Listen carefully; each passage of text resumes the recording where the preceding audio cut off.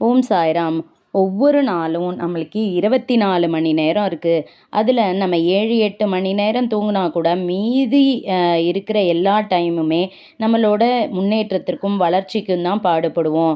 அதாவது அது வந்து நம்ம குடும்பம் முன்னேறணும், சுற்றத்தார் முன்னேறணும், எல்லாரும் நல்லா இருக்கணும் அப்படின்னு தான் நினப்போம். ஆனால் அதில் வந்து எந்த முன்னேற்றமுமே வரலையே, நான் நல்லது தானே நினைக்கிறேன், நல்ல செயலை தானே செய்கிறேன் சாயப்பான்னு நம்ம நினைப்போம்.